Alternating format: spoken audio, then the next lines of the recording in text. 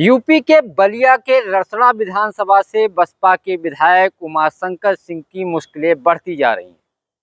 आज उमाशंकर सिंह के आवास, उनके कार्यालय और खास तौर पे जो छात्र शक्ति इंफ्रा कंस्ट्रक्शन कंपनी है, उन ठिकानों पे सुबह से ही इनकम टैक्स ने छापेमारी शुरू कर दी है।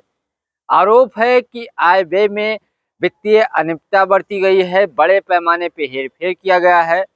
पिछले साल भी यूपी सरकार ने विजिलेंस जांच के आदेश दिए थे, लेकिन कोई रिपोर्ट नहीं आई थी। क्या विजिलेंस जांच में घोटाले उजागर हुए? लेकिन अब आयकर आज सुबह 7 बजे से उनके सारे आवास या कंपनी के कार्यालय या अन्य ठिकानों पे छापेमारी शुरू कर दी है। लखनऊ स्थित उनके आवास गोमती नगर, उनका जो कार्यालय है जनेश्वर मिश्रा पार्क के सामने, छात्र शक्ति इंफ्रा कंस्ट्रक्शन के साथ साथ बलिया, सोनभद्र और खबर आ रही कौशाम्बी में भी छापेमारी चल रही है। कई टीमें लगातार छापेमारी चल रही है। दस्तावेज खंगाले जा रहे हैं, इलेक्ट्रॉनिक डिवाइस खंगाले जा रहे हैं, फोन नंबर खंगाले जा रहे हैं, बहुत सारे जो बिल वाउचर है या लेन देन जो किया गया है वो खंगाले जा रहे हैं। आरोप ये है कि उन्होंने अपनी इनकम छुपाई, यानी जो उनकी इनकम वास्तव में थी वो नहीं बताई गई। साथ ही कई तरीके के और आरोप हैं। फिलहाल उत्तर प्रदेश में उनका पीडब्ल्यूडी यानी सड़क निर्माण में एक तरीके से कहा जाए तो साम्राज्य स्थापित है, एक छत्र राज कहा जा सकता है। पूर्वांचल के अधिकतर सड़कों का निर्माण उनके पास है, उनको ठेकेदारी मिली है। साथ साथ जो खनन का काम है वो बड़े पैमाने पे हो रहा है। सोनभद्र में बड़े पैमाने पे पत्थरों का काम कर रहे हैं। पिछले साल ही जब सीएजी रिपोर्ट प्रस्तुत हुई थी तब भी खास तौर पे खनन और जो पत्थरों का काम जो उनका किया जा रहा था उसमें सीएजी रिपोर्ट में बड़े पैमाने पे घोटाले सामने आए थे। इसके साथ साथ कई और ऐसी चीजें हैं जिसको लेकर के लगातार उनके ऊपर सवाल उठते रहे। गोरखपुर में एक सड़क निर्माण का घोटाला हुआ था तो वहां के जो सदर विधायक थे राधा मोहन दास अग्रवाल ने उठाया था।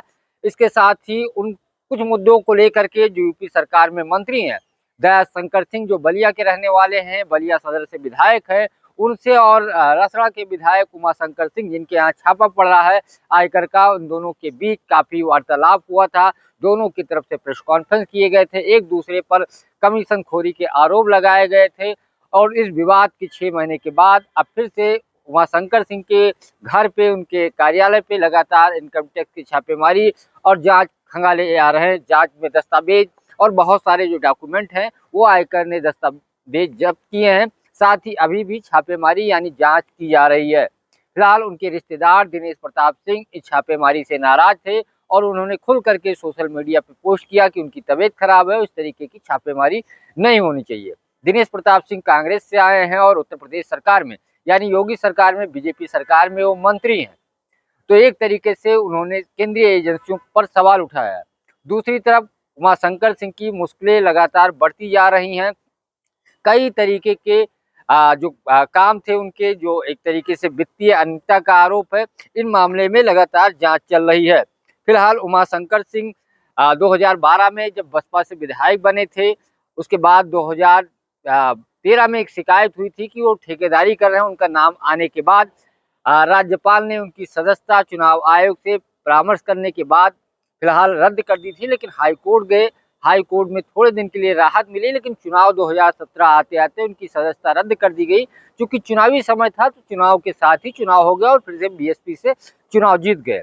इस बार भी वो विधायक हैं, लेकिन उनके बेटे, उनकी पत्नी, उनकी जो है बेटी के साथ साथ बेटा सारी कंपनियों में डायरेक्टर है और कई सारी कंपनी उनके पास होटल्स हैं, निर्माण से जुड़ी कंपनियां हैं, खनन से, माइनिंग से जुड़े बहुत सारे उनकी कंपनियां हैं।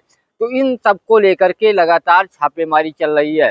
फिलहाल उनके रसूख इस तरीके के हैं कि चाहे सपा सरकार हो या बीजेपी सरकार, उनका हर जगह दखल होता है और हर जगह अन्य ठेकेदारों या व्यवसायियों से ज़्यादा उनके परिवार की जो कंपनी है उनको काम मिलता है। तो कुल मिलाकर के उमाशंकर सिंह की मुश्किलें कम होने का नाम नहीं हो रही। अब देखना ये होगा इनकम टैक्स की तरफ से क्या बयान आता है, क्या क्या दस्तावेज जब्त किए गए या क्या आरोप है, ये बड़ी बात होगी। लेकिन अभी भी छापेमारी जारी है। पंकज चतुर्वेदी, टीवी 9, लखनऊ।